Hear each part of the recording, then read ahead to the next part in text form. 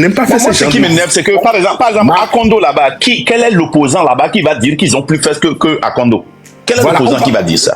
Mais à Kondo s'est rabaissé. Il s'est rabaissé. Je suis d'accord. Non, il y a des discussions que nous devons faire en public, Kodjo. Il y a des discussions que nous devons faire en public. Il est temps que certaines discussions soient faites en public. Il est temps. On doit les remuer. C'est pas normal. Oui, Marc, c'est pas normal. Marc, le problème, c'est que vous voyez les discussions là, que le RPT coupe et il met l'accent sur ça, quoi. Kodjo, tu as vu une personne poster. On ne peut pas dire qu'on a besoin d'eux, qu'il faut envoyer les nôtres là, moi et toi. C'est nous deux seulement. La légende était contre nous. Marc, je suis d'accord. Moi, tu sais, ce n'est pas parce que... Moi, je vais dire quelque chose de très factuel. Hein. On va pas... Ces genres de discussions, je n'aime pas les avoir sur la place publique parce que ça démotive plus que ça ne rengaine plus. C'est pour ça certains trucs, je ne dis jamais. Non, ça ne démotive pas. Hein. J'ai décidé de faire ça publiquement. Ça, tu sais, toi, je te dois ta franchise. OK?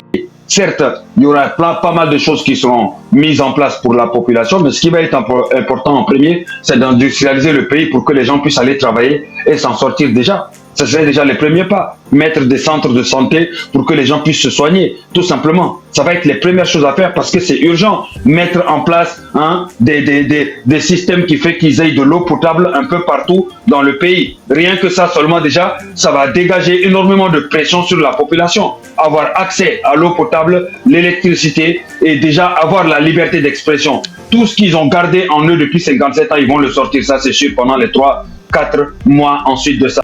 Mais des élections seront posées. Maintenant, les candidats vont sillonner le pays pour aller convaincre la population. Maintenant, c'est eux qui vont ramener leurs arguments. Avec leurs arguments, ils sauront comment convaincre la population. Et à l'heure du vote, chacun ira voter pour son candidat. À partir de ce moment-là. Mais il ne faut pas s'asseoir et dire non, oui, après Fort, qui va prendre? Il y a 8 millions de Togolais qui peuvent gérer ce pays-là. Kodjo, fais la demande, je ne te vois pas, hein, Kodjo. C'est leur pays. Je demande d'accord, mais... Et Hélas, je vais te dire un truc. Hein. Attends, je termine juste sur ça. Écoutez-moi bien, le Togo appartient à ces 8 millions et quelques mille personnes de Togolais. Il faut le comprendre. Si aujourd'hui, il n'y avait pas quelqu'un d'instruit même au Togo pour diriger le Togo, c'est pas pour autant qu'on va prendre le Togo, on va le donner aux Blancs. Même si c'est quelqu'un qui n'est jamais allé à l'école, tant qu'il est Togolais, il pourra diriger ce pays-là. Rien qu'il soit président seulement, et après les institutions rouleront automatiquement, on le fera tout simplement. On préfère encore ça que la dictature. On préfère un professeur d'école qui vienne qu'en dictature tout simplement. Et il faut comprendre une chose, quand un dictateur tombe là, cela renforce la constitution du pays, tout simplement. Et en plus de ça, il va y avoir des lois qui vont être encore plus mises en place pour punir quiconque qui va vouloir, ça veut dire des lois automatiques. Par exemple, des lois automatiques, c'est quoi? C'est-à-dire que mettre des décrets en place pour dire demain, si quelqu'un vient au pouvoir et essaye de braver la Constitution, directement, il y a des forces spéciales qui sont mises en place, qui se déclenchent automatiquement, qui va déloger le président. C'est-à-dire que ces forces spéciales-là, eux, ils sont là uniquement pour le peuple. Ils sont là pour s'assurer que la Constitution soit respectée. On a ça au Sénégal. On a des forces. Voilà pourquoi au Sénégal, il ne peut pas y avoir de coup d'État. Parce qu'il y a tellement d'unités. Ce que les gens ne comprennent pas, c'est ça. Hein. Quand je dis ici que si nous-mêmes, nous ne pouvons pas faire des lois qui vont nous gouverner, alors on est des dictateurs. C'est ce qu'ils ne comprennent pas. Par exemple, ici, dans nos entreprises, si je ne suis pas là, ça peut se gouverner. Malgré que ce sont nos entreprises, il y a des choses que nous ne pouvons pas faire parce qu'il y a certaines lois qui nous gouvernent. Tu comprends ce que je dis, non? Il doit avoir des lois qui dépassent le président. Ici, Trump a voulu faire des choses, les généraux sont sortis et disent non, tu ne vas pas le faire. Personne ne savait pas comment ça s'est passé. C'est maintenant que les généraux sortent et parlent, les livres sortent, qu'on voit que il y a des lois, les lois qu'on avait mis en place, ce sont ces lois-là qui ont qui n'ont pas permis à Trump de faire des histoires de malades là. Hein? Trump a voulu bannir les Arabes, que tous les Arabes sont les musulmans, j'allais dire. C'est la loi que nous avions mis sur terre qui a fait que la Cour suprême a dit non, cette loi-là, ça ne va pas passer. Vous allez voir, c'est-à-dire que les gens ne comprennent pas ça. Mais pour que ça arrive, tout le monde doit partir. Le pouvoir là doit partir. avant qu'on puisse faire ce changement. La Constitution, c'est comme le code de la route. Toi-même, tu sais que si tu passes ici, c'est sans interdit. C'est pas bon pour toi. Je voudrais dire quelque chose.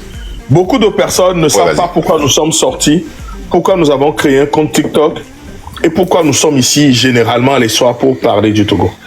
Nous sommes ici pour parler du Togo pas parce que les lois n'existent pas. Nous ne sommes pas ici parce que les lois n'existent pas, les lois qu'on ne viole pas n'existent pas au Togo. Le vrai problème du Togo, c'est qu'il y a des lois et qu'on ne les respecte pas. Nous ne sommes pas ici parce qu'il y a un vide, personne n'est là, les Ignacingbé sont tombés du ciel. Non. Nous sommes ici parce qu'il y a des lois au Togo que certaines personnes ont décidé de ne pas respecter. Et il y a un clan adossé à des militaires, à des mafieux qui transgressent la loi tout le temps. Le vrai problème du Togo, de nous tous, nous les Togolais, même des Africains, c'est que les institutions ne sont pas fortes. C'est qu'il n'y a pas d'armée républicaine au Togo.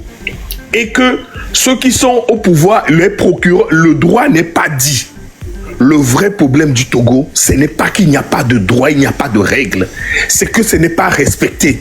Et que c'est à la solde d'une seule famille, d'une seule personne. Pourquoi est-ce que nous appelons les Togolais à se lever, à se rebeller contre ce truc? Ça dure depuis 1963, quand le seul président du Togo qui a été élu, qui a voulu frapper monnaie, a été assassiné par la main du Togolais via la France. Et le régime qui est en place est un régime france-africain installé par Paris. Et depuis lors, les copains présidents africains n'ont rien fait pour les déloger. Le peuple togolais a souffert depuis 1963. Le peuple togolais a fait une grève illimitée pendant 1 an, ce qui ne s'est jamais passé. Il y a eu des morts. La preuve, ce président est venu avec 1500 morts selon la communauté internationale. Rien n'est fait. Le Togo est une base arrière de déstabilisation de l'Afrique. Ils ont déstabilisé Gbagbo. Ils ont tué Sankara. Donc, la France n'a aucun intérêt que le Togo tombe. Et les Togolais ont payé le prix fort. Ils ne sont pas fatigués. Ils sont très résilients. Ils cherchent un seul moyen pour dégager ce monsieur. Faire du boucan autour du Togo permet à tout le monde, parce qu'il y a beaucoup d'Africains qui ne savent pas vraiment ce qui se passe au Togo. Et c'est pour ça la venue de Sagna au Togo nous a fait un bien fou. Ça a fait que la lumière est revenue sur le Togo. Ce qu'il faudrait, le débat n'est ni au niveau de la présidence, ni quoi que ce soit. Ce qu'il faudrait, il faudrait qu'on arrive à faire en sorte que le Togolais reprenne cette lutte et fasse sortir fort du pouvoir. C'est ça la question. Tous les débats qu'il y a ici, nous ne faisons que, je sais pas, remuer ce qui a été fait, ce qui est machin. Il nous faut de la mobilisation pour faire partie fort, un travail qui doit être fait. Ce n'est ni la faute des partis politiques, ni c'est notre faute à nous tous, parce que les partis politiques sont composés d'hommes. Les gens de la société civile, ce n'est pas comme au Sénégal où il y a une société civile très forte. Ce n'est pas comme au Bénin. C'est une famille qui règne au Togo depuis 1963, qui a eu le temps de s'enraciner, de vraiment s'enraciner. Il faut commencer à dégager les racines un à un. Montrer ceux qui font du mal au Togo. Les afficher, faire en sorte que le peuple retrouve confiance qui lui permet de se lever. C'est de ça qu'il est question. Tous les autres, tout ce que vous êtes en train de dire ici, ça a été essayé au Togo. Ils ont essayé beaucoup de choses. C'est une histoire de remobilisation. Kodjo, là où je vais carrément être opposé à toi. Le parti politique au Togo aujourd'hui est un grand problème et nous devons avoir le courage de parler d'eux. Tu es mon frère. Attends, tu es mon frère, je te respecte beaucoup, mais là-bas, je vais être désagréable avec toi. Marc, ce n'est pas être désagréable avec toi, on va se dire les choses. Les partis politiques au Togo, il y a des gens à créer des partis politiques, soi-disant de l'opposition, qui ont miné cette opposition. Il y a une vraie opposition au Togo, et il y a des gens qui ne font que créer des partis politiques. Regarde Jerry Tama, regarde Abbas Kaboua, même on peut les citer, ils sont nombreux, beaucoup de partis politiques. Merci. Maintenant, s'il y a ça, Kodjo, donc, disons que tous ces partis politiques-là ne sont pas de l'opposition et recommençons. Mais dire que nous ne pouvons pas en parler et que ce n'est pas normal. Mais je l'ai dit. Ce n'est pas... moi je l'ai dit, j'ai demandé à tous les partis politiques de se mettre en berne. Je l'ai dit, s'il y a des gens ici qui peuvent le témoigner, ils vont le dire. J'ai dit, il faut que tous les partis politiques se mettent en berne pour que le combat soit citoyen, pour qu'on puisse se lever. Moi qui parle, j'ai une carte, mais je l'ai laissée. J'ai laissé ma carte politique. Il y a même des élections qui vont se passer dans ma commune. On va demander procuration. Je n'en verrai pas. Je ne veux pas travailler sous la 5e République. Ce que je veux, c'est que ce régime passe. Il faut que tous les Togolais se prennent conscience que ce n'est ni une histoire de parti politique, c'est une histoire de lutte citoyenne qu'on se lève pour qu'on décrète le pouvoir. Voilà, j'ai dit. Il y a une histoire de parti politique et je vais venir là. Ok, c'est une lutte citoyenne que nous voulons transformer et comment l'appelle-t-on quel est le mot là même en une révolte. Ok, mais le problème que j'ai maintenant, par exemple, nous ne pouvons pas nier que nous avons une masse au Togo qui a fait confiance à Tikpi, mais qui était déçu, et que si Tikpi ne sort pas, par exemple, pour donner un mot d'ordre, cette population ne va pas sortir. Si nous ne reconnaissons pas ça, nous ne pouvons jamais. Et comment on dit la paix, la plaie, ou bien, quel est le mot qu'on utilise en français? On ne peut pas penser la plaie. Ici, nous tous, nous savons, nous qui aidons beaucoup la politique togolaise dans la diaspora, nous savons les problèmes qu'il y a. Ce n'est pas normal. Quand nous prenons le Sénégal, Kodjo, quel politicien au Sénégal ne s'était pas humilié sur TikTok?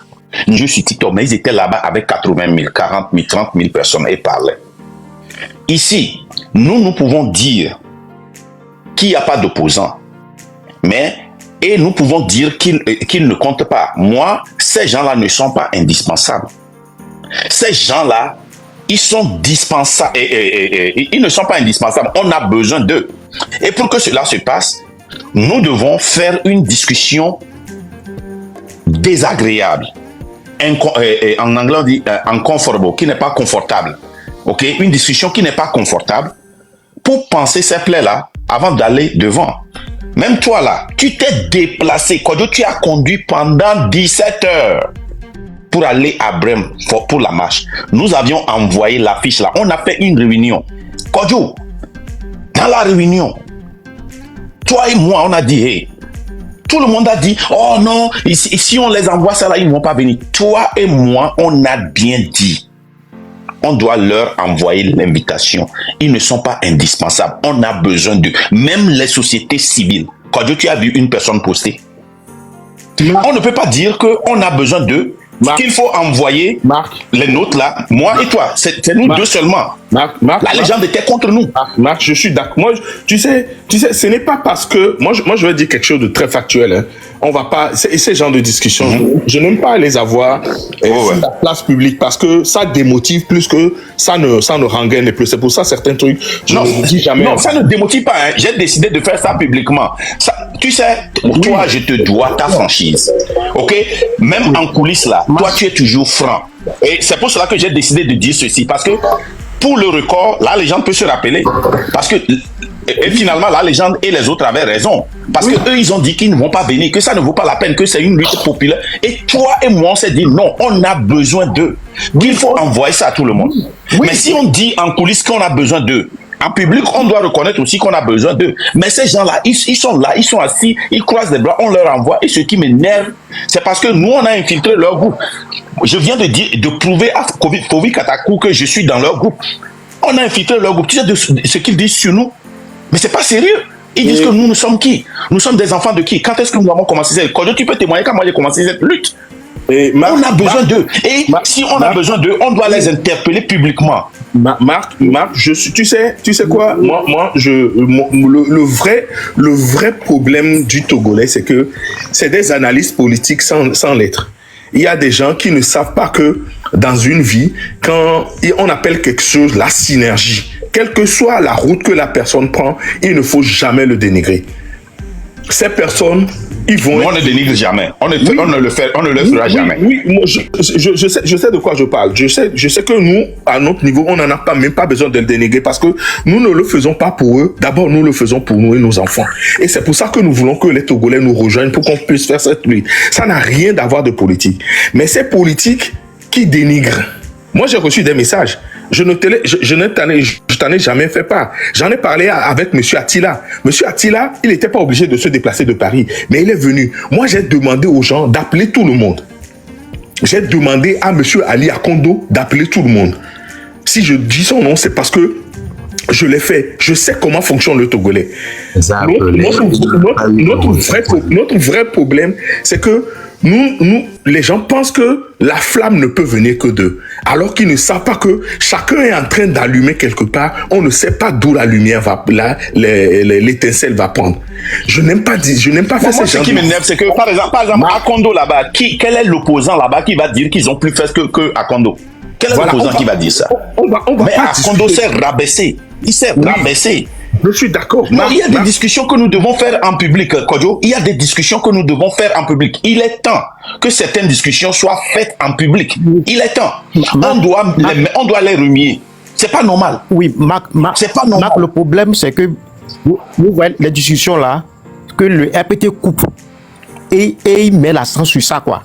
Au moment où dans des groupes, vous êtes en train de faire des débats sérieux, il ramène ces débats où nous sommes en train de faire là. Moi, Fovi Katako. J'ai appris ça ici aux États-Unis. Oui. Moi, je ne vais jamais sous-estimer la population togolaise. La population togolaise, elle est intelligente.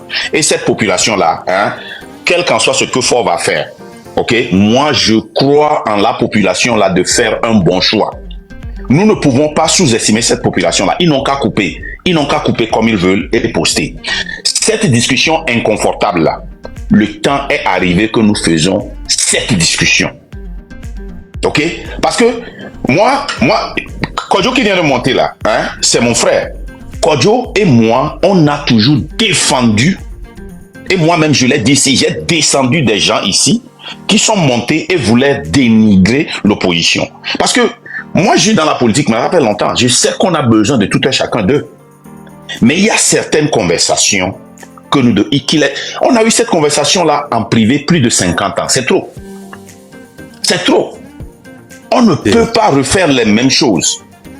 Moi, je vous ai dit ça depuis le début. Il faut rompre avec tout ce qui n'a pas fonctionné. Et les secrets de Polichinelle, là. Aujourd'hui, on est au 21e siècle. Les histoires de je n'ai pas le droit de dire ça ici. Il faut laisser tout ça de côté. Cette lutte, elle est citoyenne. Elle concerne le dernier citoyen togolais aussi. Lui aussi, il a le droit d'être informé. Lui aussi, il a le droit de savoir ce qui se passe dans les couloirs. Aujourd'hui, il faut rompre avec tout ce qui n'a pas fonctionné. J'arrête pas de le dire. C'est très important. Quand tu vois en Europe, Fovi Katako, en Europe, aux États-Unis ici, quand on voulait que Biden démissionne pour que un jeune vienne, on a parlé à Biden plusieurs fois dans les coulisses. Et il résistait. Tu sais ce qu'on a fait? On appelle quelque chose ici qu'on appelle leak. On a passé ces informations-là aux journalistes pour que ça devienne public. C'est les démocrates eux-mêmes qui ont amené ça. Les leaders sont sortis, ont dit, on ne peut pas forcer Biden, même s'il veut aller aux élections, on peut le soutenir, mais on aura besoin. Ce serait bien d'avoir. C'est-à-dire, ils l'ont undercut. Nous sommes arrivés à ce niveau-là où il y a certaines choses qui doivent être faites. Depuis que moi j'ai commencé cette lutte-là, je n'ai jamais vu une personne comme Kodjo. C'est lui seul que je connais dans la lutte, et Katako aussi, qui a une carte politique, mais qui travaille comme... Des fois, on oublie qu'il est membre d'un parti. Moi, j'ai pas une carte. Parce qu'il laisse tout ça là et il met tout dedans. Kodjo, quand il vient, c'est-à-dire qu'il parle avec passion, il met tout dedans, il s'humilie, il prend tous les attaques. Des fois, même les gens l'accusent. Tu vois, non? Ce que Kodjo a traversé ici, mais je comprends ce qu'il dit. Kodjo, on les a protégés trop. On les a trop protégés. Tout ce que nous subissons là, il faut que ça arrête.